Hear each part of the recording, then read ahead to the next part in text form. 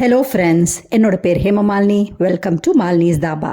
இன்றைக்கி நம்ம சேனலில் விரத நாட்களில் அரிசி கோதுமைலாம் சேர்த்து சாப்பிட முடியாது.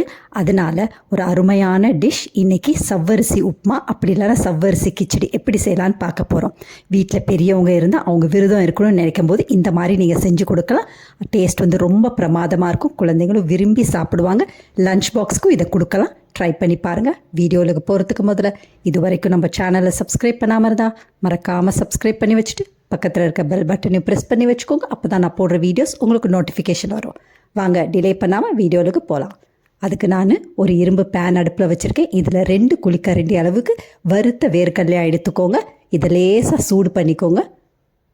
மீடியம் டு லோ ஃப்ளேமில் வச்சு 2 நிமிஷம் நல்லா வறுத்துக்கோங்க. அதுக்கு பிறகு அடுப்பை ஆஃப் பண்ணிவிட்டு நல்லா கூல் ஆனோன்னு தோலெல்லாம் உரிச்சிட்டு கொரப்பாக அரைச்சி எடுத்து வச்சுக்கலாம். இன்னொரு பக்கத்தில் அடுப்பில் கடாய் வச்சுருக்கேன். இதில் 2 இல்லை 3 டீஸ்பூன் அளவுக்கு எண்ணெய் சேர்த்துக்கோங்க.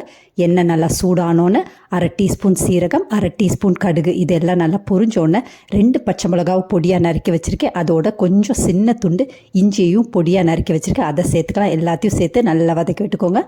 இந்த அளவுக்கு நல்லா வதங்கின பிறகு இதில் நம்ம காய்கறிகளை சேர்த்துக்கலாம். உங்களுக்கு விருப்பமான காய்கறிகளை சேர்த்துக்கோங்க. இன்றைக்கி நான் உருளைக்கிழங்கு, கேரட் மட்டும் சேர்த்துருக்கேன். நீங்கள் பீன்ஸ், குடமிளகா, அப்படி இல்லைன்னா பச்சை பட்டாணி, இந்த மாதிரி எந்த காய்கறிகள் வேணாலும் சேர்த்துக்கலாம். இதை லேசாக வதக்கி விட்டுக்கோங்க. 1/2 டீஸ்பூன் அளவுக்கு உப்பையும் சேர்த்து லேசாக வதக்கி விட்டுக்கோங்க. இந்த அளவுக்கு வதங்கின பிறகு மூடியை போட்டு 2-3 நிமிஷம் லோ ஃப்ளேமில் வேகட்டும். காய்கறிகள்லாம் 80% வேகணும். இப்போ பாருங்கள், காயெலாம் வந்து 80% நல்லா வெந்திருக்கு. கரண்டியை வச்சு லேசாக அழுத்தம் கொடுத்திங்கன்னா பாருங்கள், நல்லா மைய வெந்திருக்கு. இந்த அளவுக்கு வெந்தால் சரியாக இருக்கும். இந்த அளவுக்கு நல்லா வதங்கின பிறகு இதில் பெரிய சைஸ் தக்காளியாக எடுத்து நல்லா பொடியாக நறுக்கி வச்சுருக்கேன். அதை சேர்த்துக்கலாம். அதையும் சேர்த்துட்டு மீடியம் டு லோ ஃப்ளேமில் வச்சு 2 நிமிஷம் நல்லா கலந்து விட்டுக்கோங்க. இந்த அளவுக்கு கலந்து விட்ட பிறகு 1/4 டீஸ்பூன் மஞ்சத்தூள், 1/2 டீஸ்பூன் மிளகாய்த்தூள் சேர்த்துக்கோங்க. உங்கள் காரத்துக்கு ஏற்ற மாதிரி சேர்த்துக்கோங்க. இதையும் சேர்த்துட்டு நல்லா வதக்கி விட்டுக்கோங்க.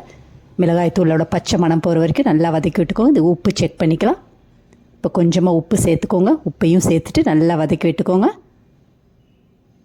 மறுபடியும் ஒரு 2 நிமிஷம் நல்லா வதங்கினா சரியாக இருக்கும். இந்த அளவுக்கு வதங்கின பிறகு நான் ஏற்கனவே 1 கப் அளவுக்கு சவ்வரிசி எடுத்து நல்லா கழுவிட்டு 2-3 தடவை கழுவிட்டு நாள் நைட்டே நல்லா ஊற வச்சுருந்தேன். இப்போ ஊற வச்ச சவ்வரிசியை தண்ணியெல்லாம் வடித்து வச்சுருக்கேன். அதை இப்போ சேர்த்துக்கலாம். ஜவ்வரிசியை சேர்த்த பிறகு நம்ம ஏற்கனவே கொரப்பாக அரைச்சி வச்சுருக்க வேர்கடலையே சேர்த்துக்கலாம். வேர்கடலையும் சேர்த்த பிறகு லேசாக கலந்து விட்டுக்கோங்க. அதிக நேரம் கலக்கக்கூடாது. சவ்வரிசி வந்து உடைய ஆரம்பிச்சிரும். இந்த அளவுக்கு கலந்து விட்ட பிறகு லோ ஃப்ளேமில் வச்சு மூடியை போட்டு கரெக்டாக 2 நிமிஷம் நல்லா வேகட்டும்.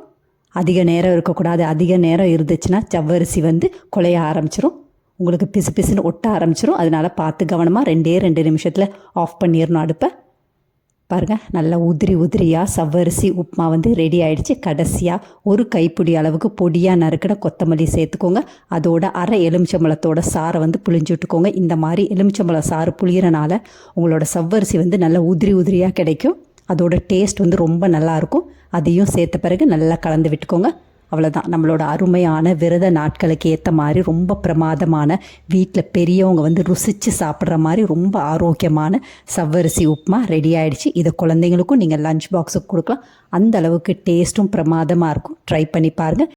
ஜவ்வரிசியில் நிறைய மருத்துவ குணங்கள் இருக்குது. ஜவ்வரிசி சாப்பிட்றனால நம்ம உடம்புல உள்ள சூட்டை வந்து நல்லா தணிச்சு கொடுக்கும். அதே நேரத்தில் டயட்டில் இருக்கவங்களும் இந்த ஜவ்வரிசியை வந்து அடிக்கடி நம்ம சேர்த்துக்கலாம். வழக்கமாக நம்ம ஜவ்வரிசியில் பாயசம் செஞ்சு சாப்பிடுவோம். ஆனால் இந்த மாதிரி செய்யும்போது நிறைய காய்கறிகள் போட்டு செய்கிறனால சத்துக்கள் வந்து அதிகமாக இருக்கும். விரத நாட்கள்லையும் நீங்கள் வீட்டில் பெரியவங்க இருந்தால் நீங்கள் செஞ்சு கொடுக்கலாம். அதே உப்புமாவை குழந்தைகளுக்கும் நீங்கள் லஞ்ச் பாக்ஸுக்கு கொடுக்கலாம். ட்ரை பண்ணி பாருங்கள். இதே மாதிரி அளவுகளோட நீங்களும் இந்த ஜவ்வரிசி உப்புமாவை செஞ்சு பார்த்துட்டு எப்படி இருக்குன்னு கமெண்ட் பண்ணுங்கள். பிடிச்சிருந்தா இந்த ரெசிபியை உங்கள் ஃபேமிலி ஃப்ரெண்ட்ஸோட ஷேர் பண்ணுங்கள், லைக் பண்ணுங்கள், சேவ் பண்ணி வச்சுக்கோங்க. இந்த மாதிரி ஆரோக்கியமான அதே நேரத்தில் விரத நாட்களுக்கு தேவையான ரெசிபிஸ் வேணும்னாலும் மறக்காமல் நம்ம சேனலை சப்ஸ்கிரைப் பண்ணி வச்சுக்கோங்க. தேங்க்ஸ் ஃபார் வாட்சிங் ஃப்ரெண்ட்ஸ்.